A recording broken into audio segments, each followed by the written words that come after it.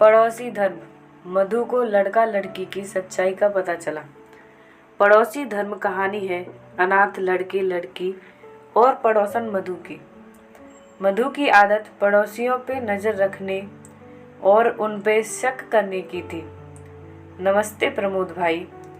सुबह की सैर करने के बाद घर लौट रहे प्रमोद भाई को झाड़ू लगाती हुई मधु ने कहा।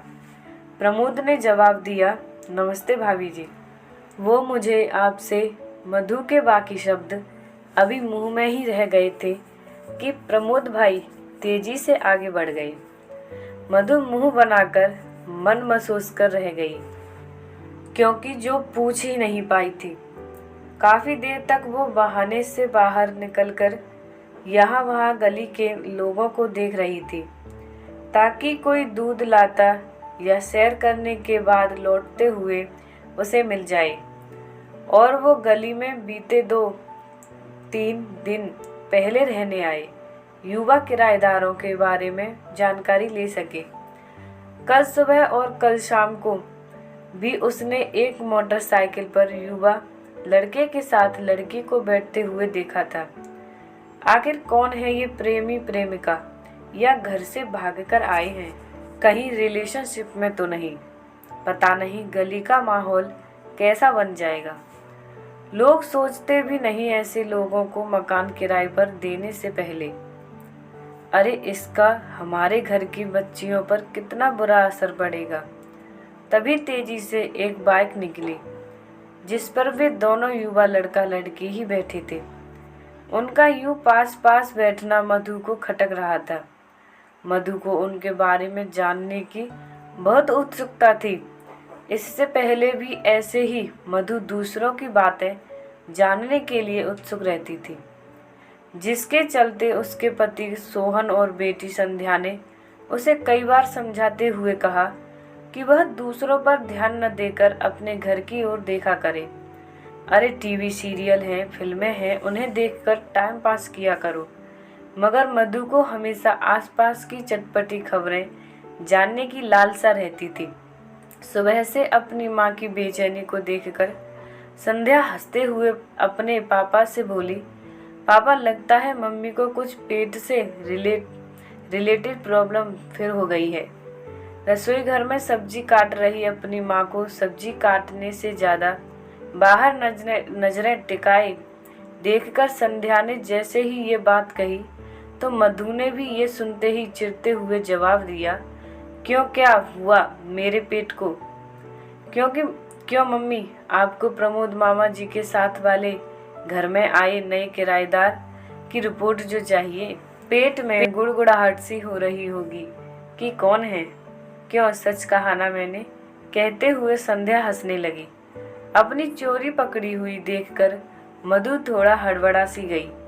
अच्छा, तू बड़ा नजर रखती है अपनी माँ पर, कहते हुए मधु ने मुंह बनाया। अरे मेरी अच्छी और भूली मम्मी, यह कहते हुए संध्या ने मधु का हाथ पकड़कर अपने पास बैठाने की कोशिश की तो मधु हाथ झपटते हुए बोली, रहने दे, सब्जी काटनी है।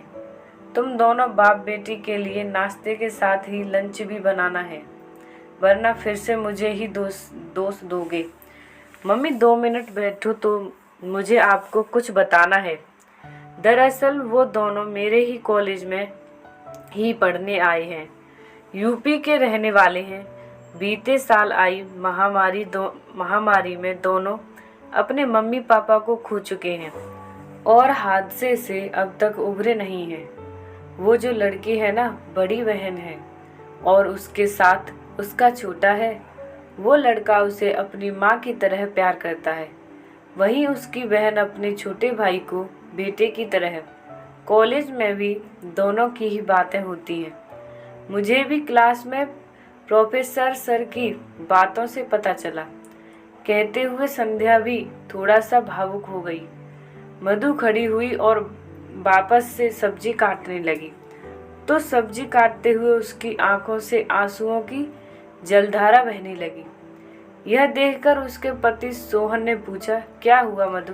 कुछ नहीं जी, वो प्याज काटने से या उन दोनों बहन भाई की कहानी सुनकर। सोहन ने मधु की ओर देखकर पूछा, सच में बहुत बुरा लग रहा है जी, मगर क्या कर सकती हूँ। इस महामारी ने जाने कितने बच्चों से उनके माँ बाप छीन लिए। मधु अभी भी सुबक रही थी। मधु, जानती हो तुम बहुत कुछ कर सकती हो, बल्कि हम सब कर सकते हैं और अच्छी तरह निभा सकते हैं। क्या? मधु और संध्या ने हैरानी से मोहन की ओर देखते हुए पूछा। पड़ोसी धर्म, मधु और संध्या, बेटा जानते हो, पड़ोसी उस समय आपके काम आते हैं जब आपके अपने भी आपके पास नहीं होते। रिश्तेदार, जान पहचान वाले जब तक आपके पास पहुंचते हैं तब तक तो अपने होने का असली फर्ज पड़ोसी निभा भी चुके होते हैं। मतलब आप अचानक से बीमार हुए, आपको तुरंत अस्पताल लेकर जाना है, तब आपके काम आपके पड़ोसी पहले आते हैं। आपके कंधे से कंधा मिलाकर चलने वाले रिश्तेदार तो बहुत बाद में पहुंच पाते हैं। संध्या ने कहा, तो हमें क्या करना चाहिए पापा? सोहन ने कहा, बेटा शाम को हम उनके घर चलेंगे। जैसा कि तुमने बताया, हम उनके सगे माँ बाप तो नहीं, मगर उनके सिर पर ममता का आंचल तो दे सकते हैं ना। बच्चों को एहसास दिलाना कि उनके सुख दुख में उनके साथ कोई खड़ा हो जाएगा। इससे उनका मनोबल बढ़ जाता है। संध्या, आप भी उन्हें भाई बहन जैसा प्यार और सम्मान देना। और हम दोनों माता पिता का साया, ये उनको जीवन में बहुत कुछ आगे बढ़ने की प्रेरणा स्रोत शक्ति का काम करेगी।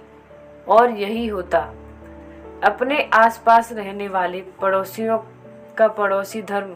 कहते हुए सोहन ने भी अपनी पलकें साफ की तो मुस्कुराते हुए संध्या और मधु दोनों उनसे आकर लिपट गई।